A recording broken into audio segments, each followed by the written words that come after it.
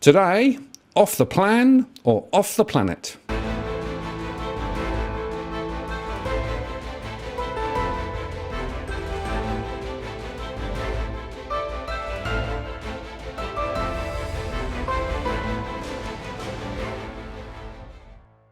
Hello again, it's Martin North from Digital Finance Analytics, world's latest post covering finance and prop news with a distinctively Australian flavour. And today I'm joined again by property insider Edwin Almeida. Hi Edwin. G'day Martin, I just want to let the viewers know that today's episode is brought to you by Vicks Vapor Rub because I've got the flu, so I feel like a Vicks lozenger.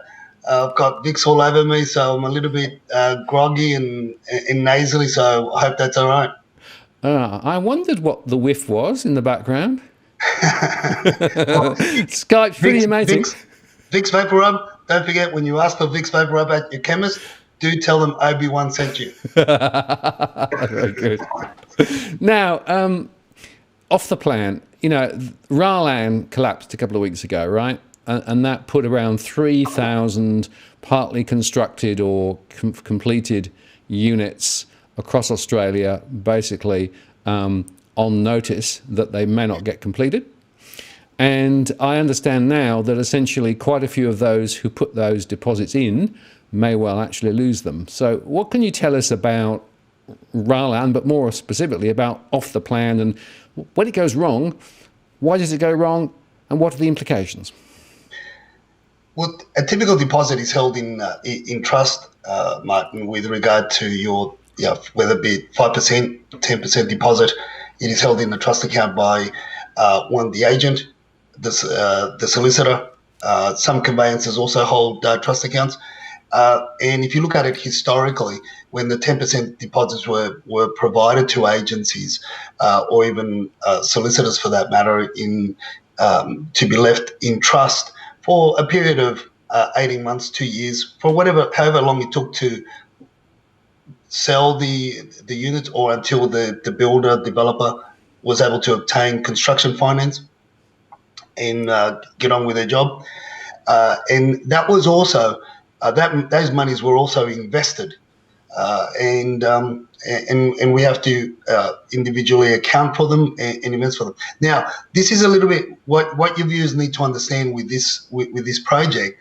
It's something that I've seen many times over, and that when they release the deposit to the developers, in order for the developer to use in other ventures, in other projects, or in the project that they're bought into. It's a lot more convoluted than what it appears. The old saying goes, if you come to the court of equity, you come with clean hands. Let me tell you that a lot of these purchases have not come with clean hands in that transaction. Whatever they're asking for is not really a clean as what it would seem to be. Now, my understanding is that the class action suit, one of the claims is going to be against obviously the misuse of the deposits by Ralan, but they're unsecured creditors. Simple as that. They're unsecured creditors behind Westpac and behind another company another funder down in Melbourne to the tune of 36 million. And I think Westpac are in there for about anywhere between 400 and 600 million themselves. So there's not a lot of money that's going to be recovered when they downsell all those projects. So when you look closely at what went on, as I said, it's a lot more convoluted. First of all, the plaintiffs or the claimants need to get over a number of hurdles. One is my understanding that they're gonna claim that Westpac and the other secured creditor knew that Ralan were in trouble, and they still kept on funding them to continue on with the projects, and therefore it jeopardized their deposits. Well, it's how deep is your pockets to make that assertion and to make that claim and to take on Westpac? To take on Westpac, I don't think they'll get up on that. What I've said from the beginning, and if you recall in our many discussions and in the many tweets and correspondence that you and I have, I said from the beginning, from the onset, I said Once again, the claim is not, don't chase the developer. It's got no money. Don't chase the builder. They've got no money. And in this case, forget about chasing the bank because you don't have deep pockets. I said chase the selling agents and chase the conveyancing lawyers or conveyancers themselves that directed or instructed the purchasers to release the deposits. They should have been the one to put up the red flag, Martin. Okay, so just to be clear, conceptually, the idea was that those deposits should have been held separately and not been touched, right? That's what the theoretical position is. But the practical situation is it looks as though perhaps they have been, and therefore there isn't a pool of funds that is earmarked for deposits, and therefore they are unsecured creditors, and therefore they sit behind those with greater claims on whatever assets the business may have. Because of the fact that the chances are that there aren't going to be enough assets to pay even those, the unsecured creditors are unlikely to get anything, and therefore they have to look for alternative routes. And the best alternative route is essentially either the person who basically helped them to buy the property, or indeed did the legal transfer of the property, right, or the rights to the property. And they're the ones that have got the duty of care. Yeah. The selling agent's got the duty of care to disclose all material fact and all information surrounding it. And it's not for the selling agent to give financial advice to, and I'll get back to that a little bit later on as well. And also it's up to the conveyancer or the solicitor to instruct them and say, hey, look, you are jeopardizing. If you're going to release the deposit, you're jeopardizing that this could happen, and so we did.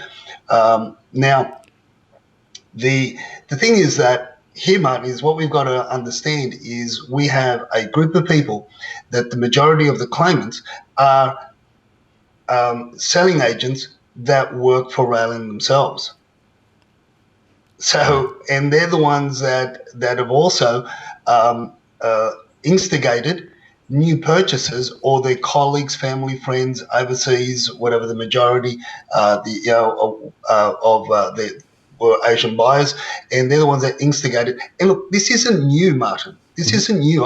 This is old school. This was hashed out in the early 2000s. For me, this is just deja vu, except three times harder, and it's gonna and bigger, and it's gonna hit people a lot harder, like the flu. And let me remind the viewers that today's sponsor is Vicks. So don't forget, when you ask for Vicks at your chemist, tell them everyone sent you. It's going to hit hard, and I'm serious. I know just about it, but it's like the flu. You get the flu shot, you get whatever, and it's like we're not immune anymore. And because of what the mass, the quantity. We're not talking $20 million. We're not talking $30 million like we were talking those figures in the early 2000s. We're talking $200 million. We're talking 300. We're talking $1.6 billion in the case of Raylan. So now that's what I'm saying. It's going to get bigger and bigger. Now, so effectively what you've got the parties that are now claiming that they were duped. They are claiming that they were duped based on promises made by Raylan without knowing the true figures. Well, if you're going to get proper financial advice, well, that's what your financial advisor will do: is check out the company to see to see how they're running. Yeah, if they're running properly, have they got all the house in order? Is the business in order? Are things going to track along fine to protect your asset? That's why you get professional financial advice. And in this case, the selling agents and the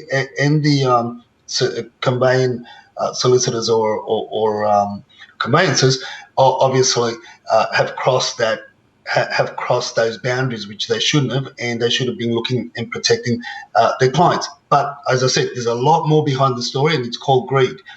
Now, I also know that quite a number of these people that are now claiming that they've lost their money. You see, what happens is they've almost entered into a joint venture agreement. They almost become a a joint venture, and they could do a deed of partition at the end when the bill is complete. And you do those sort of things in order to avoid stamp duty implications, and effectively you become a joint venture partner with the developer. So that's why this has a lot more moving parts to what we are told by the mainstream. And unless you understand, unless you've been in it, it is really, really convoluted. But the best recourse that they have is against the conveyancing solicitors or the solicitors, and other than the people that work for the salespeople that work for Rail and that introduced other people, themselves, they're stuck because they're the ones that went out and got more guinea pigs to join the stew pot, the stew, and now they're going to get stuck. Well, we guinea pigs in South America. I just want to let you know. That's why I say guinea pigs and stew. Yeah, put them all together. It's just that association. A little bit confused. It's the flu, Martin. It's the flu. So there's a lot more moving parts here, and I really think they've got the best chance is to follow the solicitors, as I said, or outside of the selling agents to follow people outside of the actual group of selling agents that are also claiming, he did me wrong. See, one of the things that I know that it was more like a joint venture agreement as opposed to a purchase is the fact that they were promised, or part of the deal that they negotiated on their purchase was in some cases, an 8-year rental guarantee. An 8-year guarantee, and I can assure you that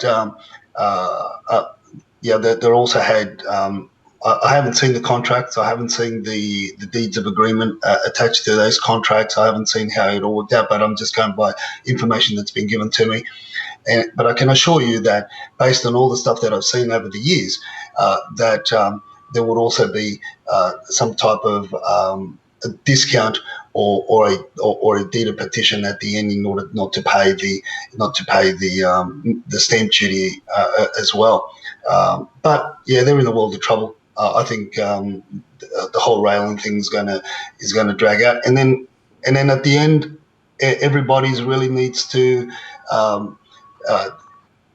first of all determine and quantify what the portfolio, the railing portfolio is being sold at, or they have to quantify that first and quantify the losses in order to determine who's going to get what. So it's going to be a 2 to 3 year journey for a lot of them.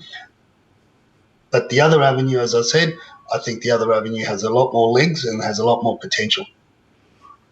Okay, so stepping away from the Raland situation specifically, what does this tell us more generally about buying off the plan? And given the current momentum in the market, or lack of it, and specifically the lack of new approvals and the number of other building firms that are looking a bit shaky, would you go near an off the plan purchase at the moment? No, I've said for many years I wouldn't. I haven't recommended to any of my clients to purchase off the plan for over 6-7 years. Because of what the type of construction that I've seen being built, because of the fact that the commissions attached to a lot of these developments have always been in the vicinity of 8 to 10%, and which is just loaded on the price. The purpose of buying off the plan was always to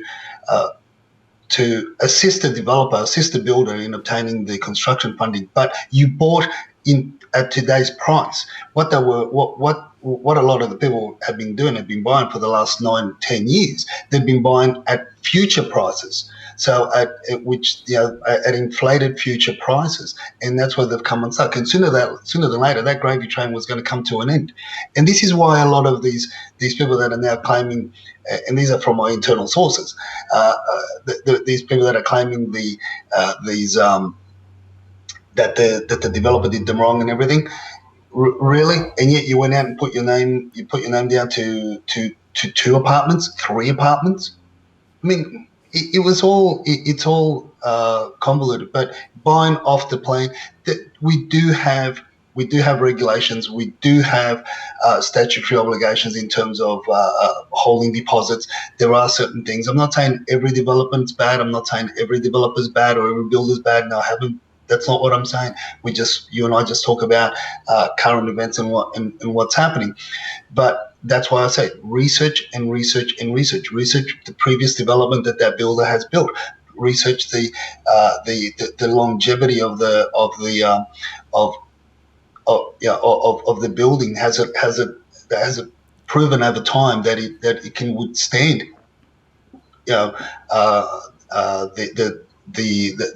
the surroundings in terms of the nature of the nature of the construction can withstand its surroundings, the amount of people walking in and out, the common areas, how they, the wear and tear. So these are all the things that we do in order to make sure that people are placed, make sure that people buy the right type of buy into the right type of project. But myself, frankly, I haven't promoted, and I get offered all the time to promote off the plan purchases. I get whole, albeit small developments, but I won't take them on, regardless of how much they want to pay, because it's one, I'm not confident with the construction methodology. Two, I've never saw that the prices were sustainable, and sooner than later it was all going to come to the proverbial caca anyway, which we are seeing.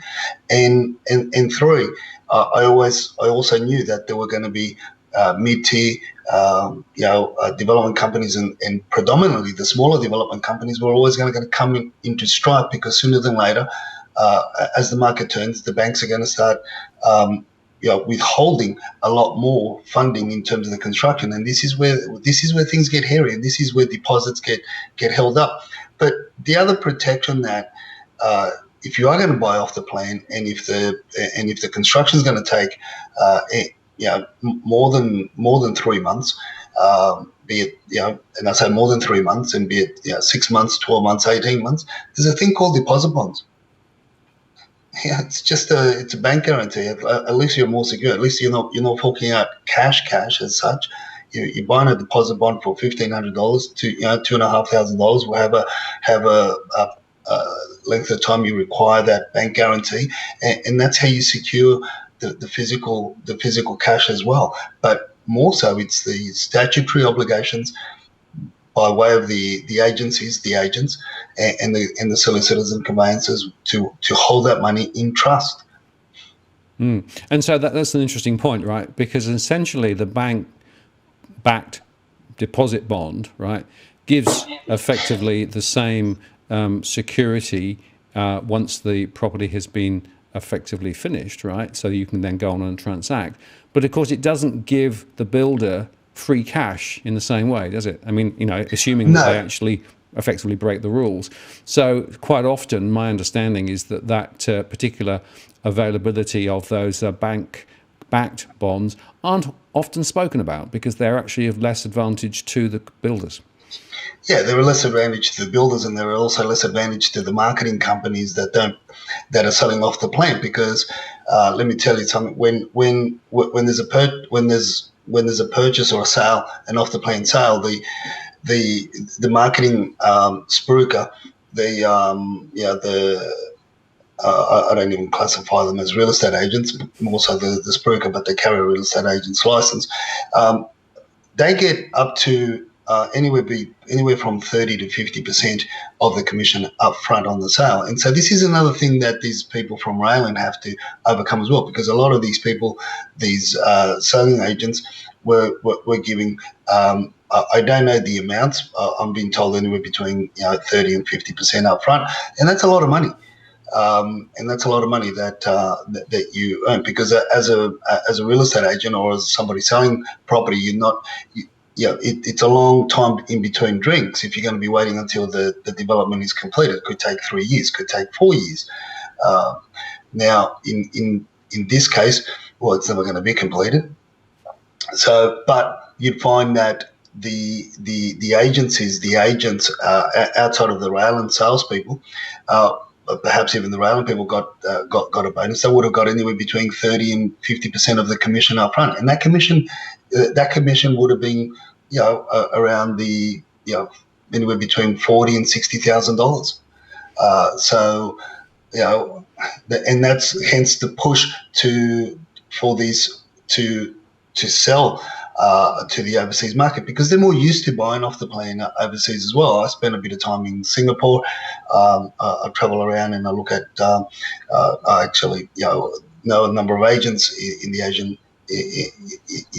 Some of the Asian countries, and I did some work with them overseas as well, and they're used to this form of purchase, Martin, where they release the deposits to the developers, and because the way that they purchase property effectively is, they release the deposit, you buy a property off the plan, when construction starts, that's released, and at certain stages of progression of the construction, you have to, as a purchaser, you have to contribute more into the development, and it goes on and on and on, because a lot of the banks over there won't lend them more than 50%, 60% at most anyway. So that your 40%, 50% contribution is paid to the building company or to the builder, developer, as the project is being built, and the developer builder obviously uses that money to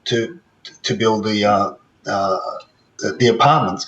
So they're used to it. So and here they sort of get a further sweetener of these rental guarantees and this and that, not knowing that all the that they don't really have the protection once that money is released, especially when developers go belly up like they have now. Okay. So in summary then, off the plan looks pretty wobbly. If people are going to pursue off the plan, there are some checks that they should be doing and some alternative funding options that are worth exploring, particularly the bank-backed bonds. But in the current environment, be very careful. Definitely. Edwin, thanks for your time today. Thanks, Martin. Once again, just want to let you know this program was brought to you by VIX.